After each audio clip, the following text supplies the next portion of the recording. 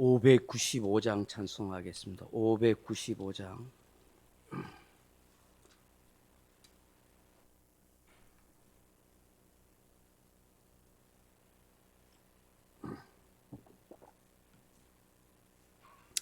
찬송가 595장입니다.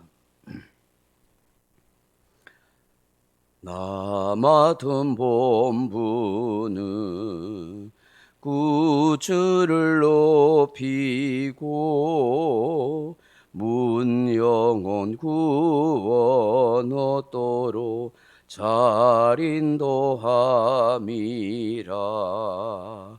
부르심 받들어 내 형제 섬기며 구주의 뜻을 따라서 내 정성 다하리. 주 앞에 모든 일 잘 행케 하시고 이후에 주님 배울 때 상 받게 하소서. 나 항상 깨어서 늘 기도드리며 내 믿음 변치 않도록 날 도와주소서.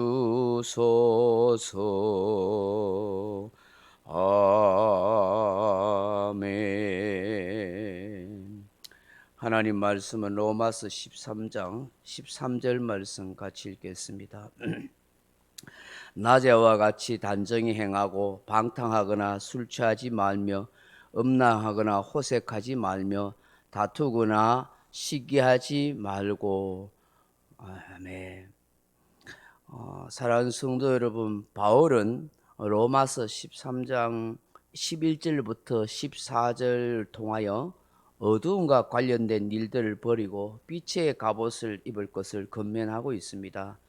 특히 그는 본절에서 단정히 행하라 라고 그렇게 말씀합니다.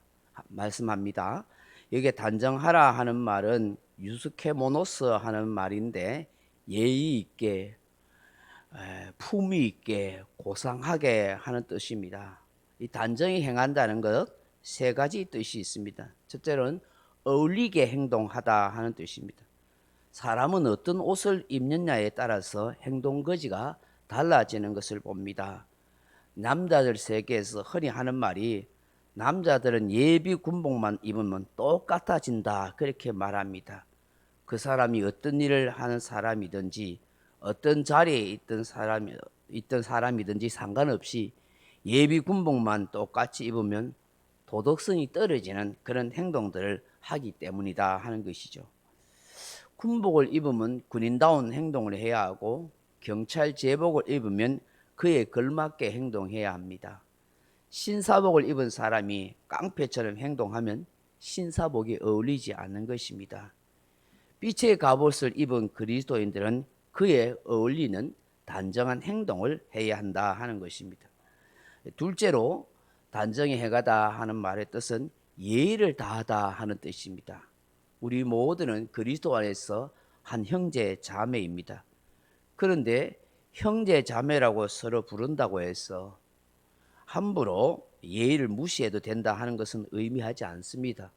오히려 그리스도인들은 서로에게 예의를 더욱 갖춰야 합니다.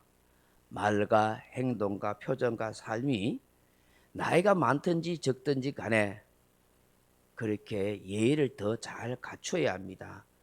고린도서 13장에 보면은 사랑은 무례히 행치 아니하고 라고 말씀합니다. 진정 주님을 사랑한다고 하면, 진정 교회와 성도를 사랑한다고 하면, 진도 목회자를 사랑한다고 하면 무리가 아니라 더욱 예의가 있는 사람이 되어야 합니다. 그러한 모습을 통해서 하나님이 보시고 있고 세상 사람들이 보고 있습니다. 그리스도인들이 세상 사람들에게 무식하고 무례한 불황당 같은 사람이라고 그렇게 손가락질을 받을 수는 없지 않습니까? 그렇게 되면 복음 전파가 막히는 것입니다. 무엇보다도 그리스도인들은 상대방 안에 있는 하나님을 보는 사람이기 때문에 더욱더 예의를 갖춰서 그렇게 해야 한다 하는 것입니다.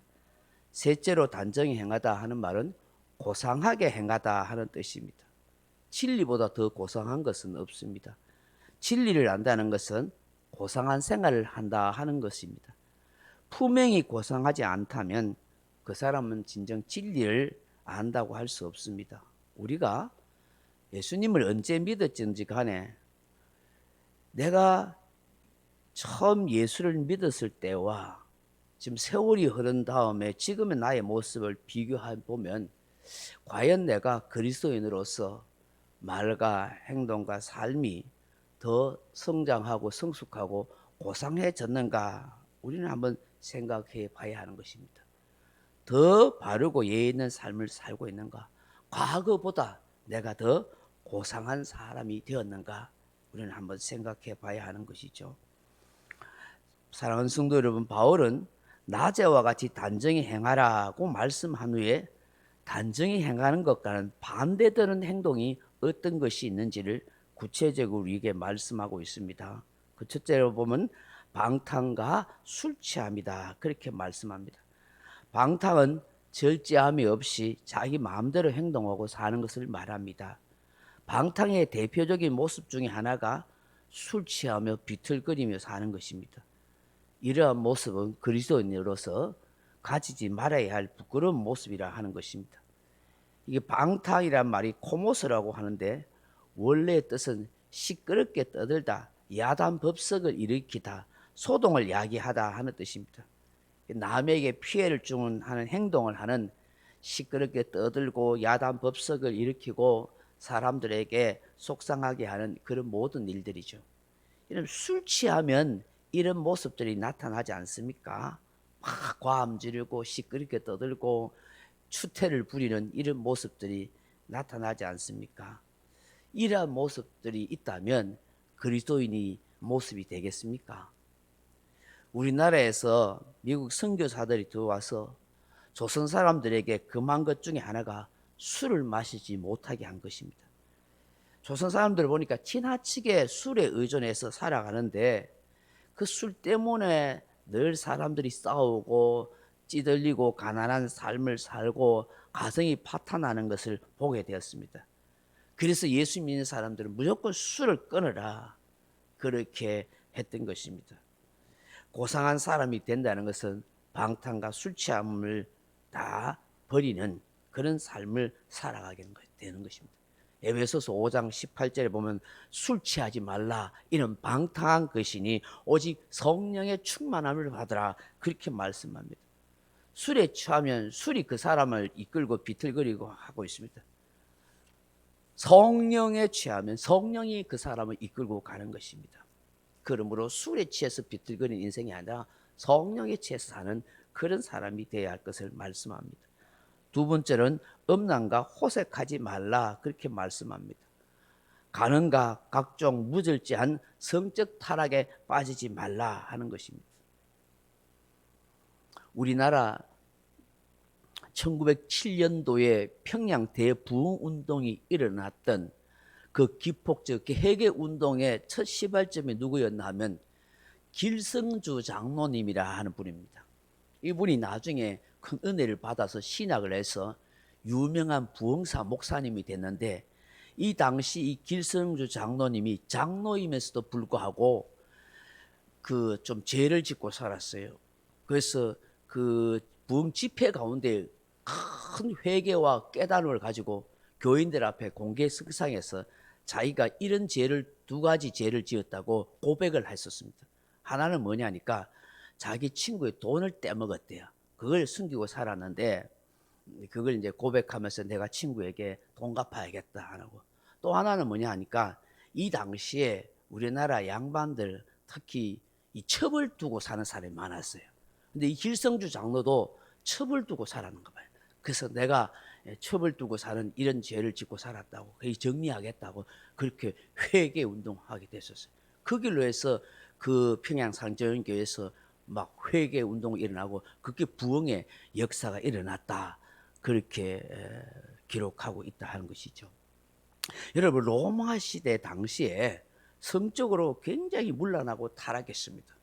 엄청난 부와 그런 어떤 경제적인 그런 여유로 말미암아서 남자든 여자든 로마에 살던 수많은 로마 사람들은 엄청나게 성적으로 타락하고 그렇게 방탕했습니다. 이혼하는 일이 다반사였고 뭐 순결과 결혼과 가정은 거의 지키지 못할 정도였습니다. 그래서 로마 패망의 원인이 외부로부터 침입이 아니라 실제적으로는 그 내적으로 가정이 무너졌기 때문이다. 성적으로 타락했기 때문이다. 라고 그렇게 역사가들은 말할 정도입니다. 이러한 로마 문화, 이러한 세상 문화에 빠지지 말아라. 왜?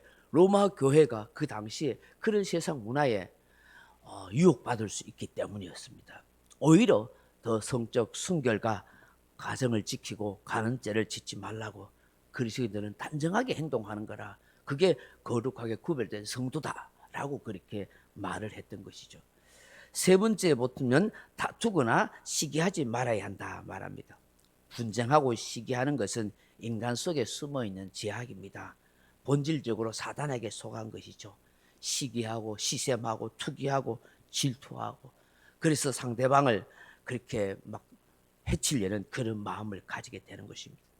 이런 미움과 싸움은 결코 성도가 용납해서는 안 된다. 성도는 평안의 마음을 가지고 이해와 너그러움과 용서를 해야 된다. 평화의 왕이신 예수님을 우리가 믿고 있지 않느냐 하는 것이죠. 오늘 새벽에 빛의 갑옷을 입은 거룩한 성도답게 그에 어울리는 단정한 행동을 하라. 예의 있고 품위 있고 고상한 인품과 그런 모습으로 살아가라 하십니다. 그리고 복음이 전파되는 것에 반대되는 그런 행동들을 하지 않도록 하라, 그렇게 말씀합니다. 이 새벽 이 말씀을 잘 묵상하면서 하나님의 은혜가 있는 우리들이 되게 해달라고 기도할 수 있기를 주님의 이름으로 축원합니다. 각자 기도하시다 돌아가시기 바랍니다.